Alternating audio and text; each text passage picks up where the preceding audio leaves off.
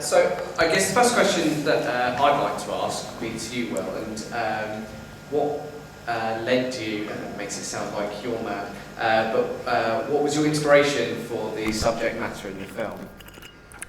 Well, there were various things that led me to writing this film. I came up with a short film quite some time ago called The Tragical Death of Mr. Lonesome, which was about a guy who made these conversations on this big machine he had, and that kind of became self-aware of this woman and then killed him. And there was this short story I'd written for volume 1 of short stories called Any Old Man Adam, which was kind of like act 1 of that film. It's more of a character breakdown of someone who never went out. And we're looking for a film that we could make quite promptly. Didn't really want to waste a lot of time trying to, find loads of budget and stuff. So we wanted something that we could go into quite quickly using what we had available to us.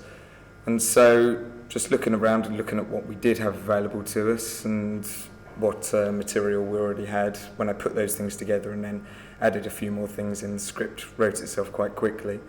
And I've got as close as I'd care to be myself to experiencing what it's like to have agoraphobia or be a bit iffy about going out. And it doesn't really come on terribly quickly. It tends to be something that sets in over time. I don't really go into that in detail in the film, but there's every possibility that you don't just suddenly switch off and stop going out. But those are the reasons for making this film, and that's where it all came from, really. It was just a couple of stories and a little bit of personal experience.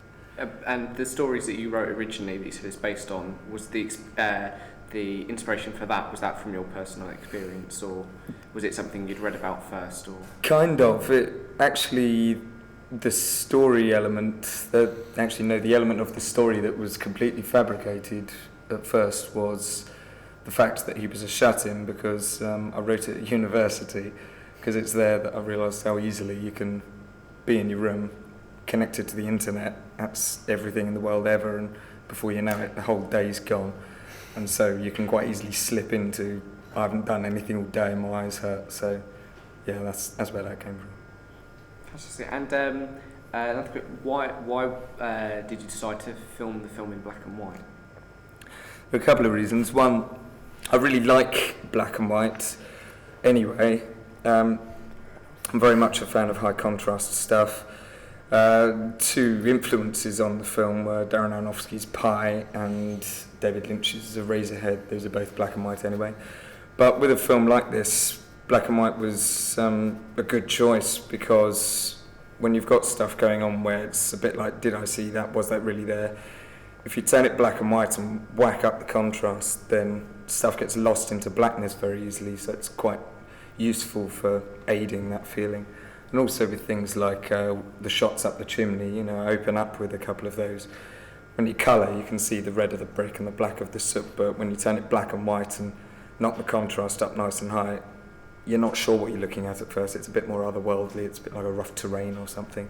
So those are the reasons. Great. And Stewart, what was your experience of filming the film? Someone with such psychosis, what was that like to play?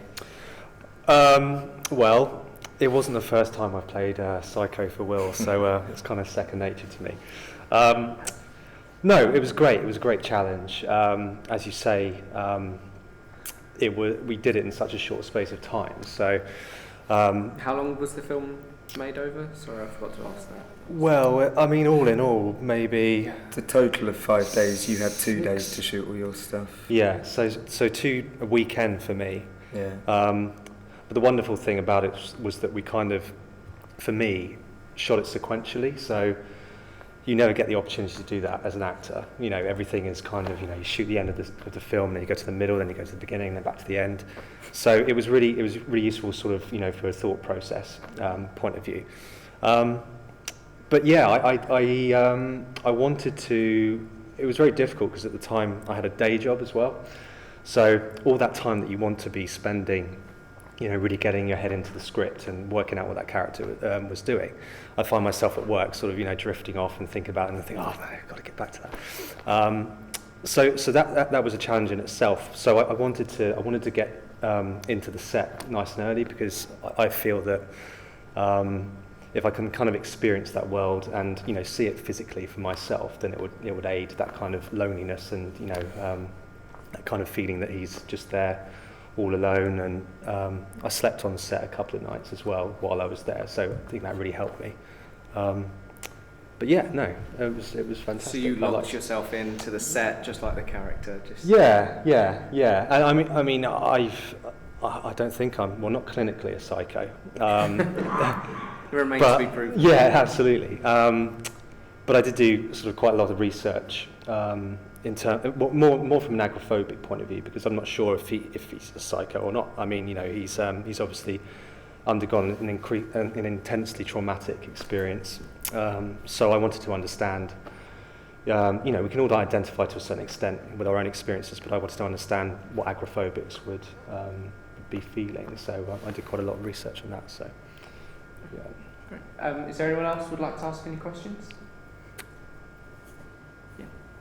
Firstly, as a web designer working from home, I feel like you did a really good job of it. Oh, thank goodness. Very close to my life, many parts of my life. I had a question for Will.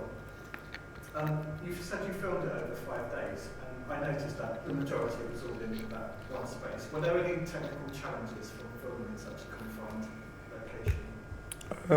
Well, it kind of went the other way. It wasn't so much technical challenges, it was more finding interesting things to do with it, because the very first idea, when we'd not actually finalised the script or anything, was really trying to keep it as easy as possible. And one of the way, well, not so much easy, but simple, the idea was to shoot the whole thing in one go as one shot, and I'd just follow Stu around the place. But as the script was breaking down, all these other little bits were coming out, and it became apparent, we should really pay a bit more attention to these other little bits.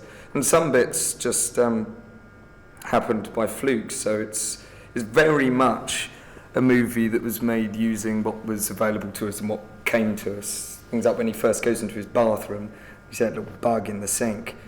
My wife was very good and let me just leave that little bathroom alone for a good couple of months, and I kept clipping my nails in there and stuff and really grubbed it up, made it nasty. After we'd done Stu's 2 days, he went to work the next day, and I had a day to myself on set to shoot all the bits that don't have any actors in. And when I went into the bathroom, that little thing just happened to be in there, so I quickly got out the macro lens and shot that. And similar with the spider, that I just happened to spot that one night when I was editing, so I quickly shot that as well. And it meant we could put this kind of little microcosmic world into this room and really try to turn it into his whole world, his universe, and tried to not make it feel so contained. No, the macro shots of the spider crawling across the screen was a really nice touch, I thought. Cool. Anyone else? Yeah. Sorry, Chad. It's sort of a question for both of you. I found the use of sound really interesting. Obviously, there's not a huge amount of dialogue, but the music seems really integral and all the small sounds like telephone these days. So I just wondered if you could talk a bit more about the sort of decisions behind that, but then also from an acting point of view, did that make it more challenging because you maybe didn't have other actors to sort of work off, or did you give music while you're acting? It was just interesting to hear a bit more about that. Okay. You go, You want me to my throat's going, you go for it. Everything that you hear is pretty much post-production. So, yes, from an acting point of view, huge challenge, because not only were those noises not existent, there were no actors either. So everything that Starlet appeared in was shot 4 weeks. at another time. Previously. Yeah, 4 weeks previously. The only time that I ever got to interact with her was when I played back the video. I think that's once or twice. So yeah, a huge investment in terms of imagination and I mean, I've never worked on a great big film before where they do all this CGI stuff. And I imagine, on things like Lord of the Rings or whatever, and you've got a great big troll and everything, and you've got to, act all scared to those types of things. It's really hard, and that was pretty much what the entire film was like for me. It was just reacting to stuff that wasn't there. So I had to, really had to sort of dig deep and try and imagine what that situation would be like for anybody, really, especially a guy that had gone through such a traumatic period prior to that.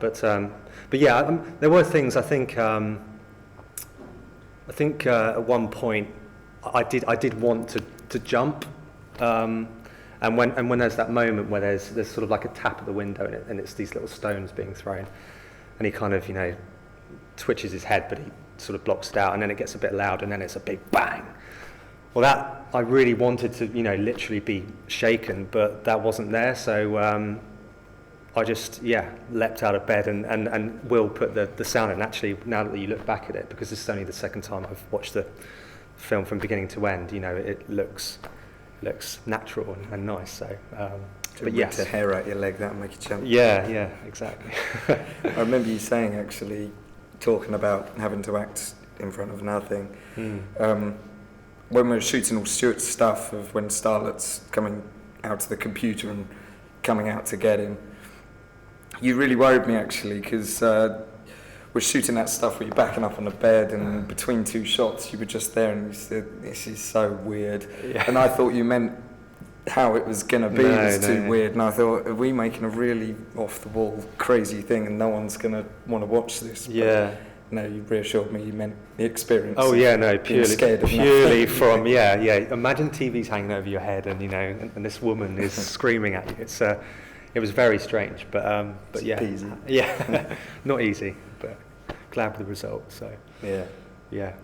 I can't remember the beginning part of your question, or did we answer? Oh, it's sound, wasn't it? Sound yes, and music yes. and stuff. Yeah.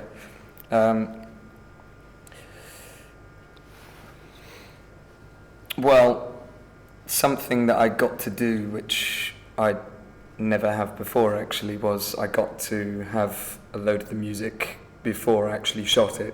So I was able to really get used to hearing that stuff. It helped with a bit of the writing as well. It's great when you know what music you're going to use. I've been stuck in that situation before where I'm listening to something and it's music that I'm never in a million years going to be able to get the rights to use, and so it's ultimately disappointing when I get someone to write a bit of music to put on it and it's not the Dust Brothers, and it's a bit gutting. So it was nice to be able to have the music there already, and it helped tighten the whole thing up anyway, the way it was written and the way it was shot for some sequences. But weirdly enough, often when we shoot stuff, we're trying to block out or leave out any noise as such. So, you know, things like a fan going, you're trying to not have to hear the whir of the engine or traffic outside and stuff like that. This was the complete other way around. I was really having to think about what is the noise in the room, because we can't just have it mute and silent, because then it is a silent movie. So I was really looking for those things and saying to the sound recordist, no, it's perfectly cool that the fan sounds really loud. That's good. We need some sound in there, because otherwise there's nothing until some music or something happens. So it was interesting from that point of view to come at it from a completely different angle. Instead of trying to cut the stuff out, we were trying to include all the noise and anything that people or buses were doing outside. So that's quite good, actually. It's quite useful, I think, actually being able to accept all the things that are ordinarily annoying. You know, you're trying to get some clean dialogue outside and a plane goes over or something. That was okay. We wanted all that stuff. So again, it's making use of what was there and what was happening. Yeah, I think it came together. And in terms of when you were actually putting the film together at the end, for you, was it hard to, because things like the phone ringing and things like that, with so little dialogue, things like that become so important, was it quite hard for you to step away almost from the control side of it, in terms of, oh, maybe the phone ring should have a bit more trill, maybe it should be a bit higher pitch, maybe it should be slight less gap between the rings and things like that? I literally go through it, the little transitions between when something starts or finishes, I go through it, changing it by 1, 2, maybe 3 frames and stuff like that. And I do constantly think to myself, is anyone really going to bloody notice? But I think, well, yes, that's the whole thing. If I just think, no one will notice, then you're going to get a half-baked job. But yeah, so I spent a long time looking at that stuff. And Yeah, I ended up, we did one test screening before this, and someone asked me how long the editing was, and I told them in all it was about 6 months on and off. And he asked if I did that on purpose because the character had been indoors for 6 months. And while I was editing, because I'm not really going out or anything, I'm just heavily working at it, I ended up with bleeding gums and seeing little dark shapes moving. I didn't think someone was trying to break in, it was just I've been in front of the computer screen for too long. But yeah, this guy asked me if I'd done that on purpose, if it was like closer to me than I realised. And I hadn't actually noticed, so maybe he was right, I don't know. I lived the character's life. You became him afterwards instead of before. Yeah. It wasn't based on experience, it became my experience, that's what it was. So, just one last question for me really. So as a whole experience in terms of putting this together, doing it so quickly and being quite intensive, and saying you're 6 months editing and everything, how would you compare this to the other films and shorts that you've done previously? Weirdly enough, this I think has worked out of what I've done so far, this has worked out the best in terms of it's pretty much on what I intended it to be. I guess that's experience, learning curve, whatever. But in some ways, I have heard it said that when you're working that intensely, you are more likely to bring your A game to the table. With one of the arguments between doing a digital film or shooting on film is that when you can hear the money going through the camera on film stock, people tend to bring their A game for that. And it's a concern that digital doesn't get that so much. We kind of made up for that by not having any time. It's like we don't have time to do a couple of takes, so you got to nail it almost first time. And I think that intensity really made everybody focus. If you're going to carry on like that for a few more days, I don't think anyone would be talking to me anymore. But yeah, for a couple of days it was manageable, wasn't it?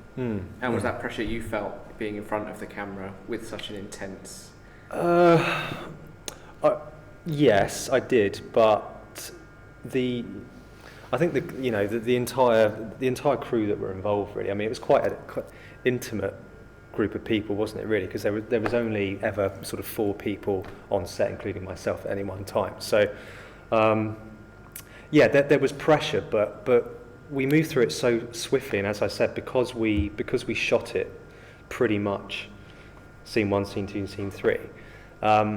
There wasn't really a need to kind of go back and mess around with sort of technical difficulties, or for me to go, okay, wait a second, I need to just sort of, where was I half an hour ago? Right, I'm going to be there now. There wasn't really that preparation that was needed because it just happened. So I think it lent itself to making us move a lot quicker anyway. So and there was a real energy about it, and there was a real excitement. So it was.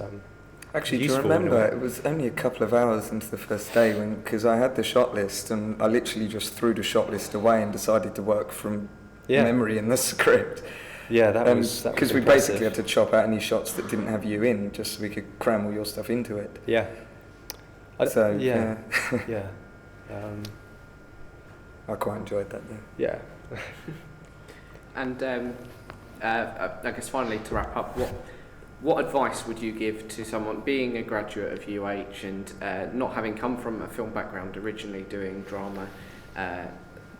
What would you recommend? What would be your way into filmmaking?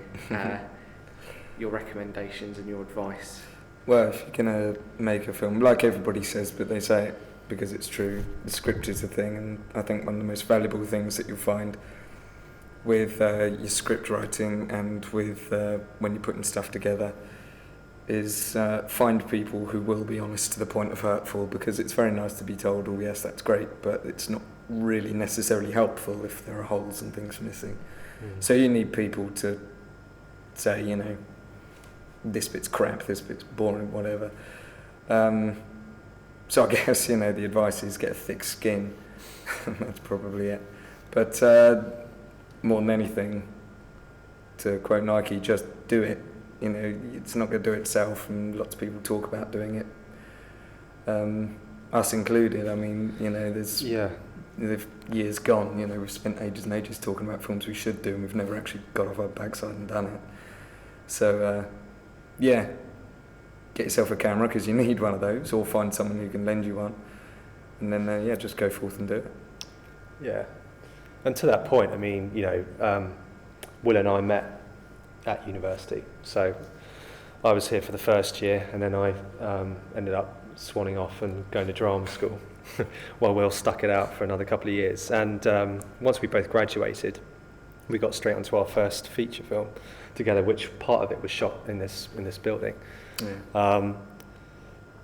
But one thing I must say, you know, about the work that we've done together and the work that Will does is that, yes, as he says, he's always making stuff. He's always looking for that next project. And I'm not saying that that doesn't mean he doesn't pay attention to the work he's doing at the time, but he's always got something, you know, in line, and he's always moving forward to you know, keep working. So he doesn't let sort of small things get in the way. It's like money, nah, don't matter about that. We'll sort it out. It's fine. No budget, that's all right. Yeah. Find a fiver somewhere. Absolutely. Yeah. Get a script and start. Oh, actually, yeah, that's the thing. That's probably the best thing. Is you know, you've probably heard it a million times, but seriously, if you don't ask, you won't get. The amount of stuff I get for nothing, and the amount of work I get out of people for nothing or next to nothing, just because you ask them, will you do it, and get them excited. That's not to say I want to keep on working like that. It'd be nice to not have to worry about that. But yeah, seriously, if you can get other people excited, it's a whole lot easier. And it's a much nicer atmosphere to work in too. Yeah. It's much more a group effort, isn't it? Yeah. People are there because they love it. You know, it's not all about the other gains. Fantastic. Well, I noticed you've got some questionnaires. You want people to fill those on the way out? Is that? Yeah. Just take one of those away, each of you, and fill it in. There's an address on the bottom. It's anonymous, so you can slag it off as much as you will. And let us know what you think. It's all useful stuff. Yeah, it is. It is really useful. Brilliant. Well, thank you all for coming, and a big thank you to Will and Stewart for doing a Q&A and bringing the film along. Thank you very much. Thanks.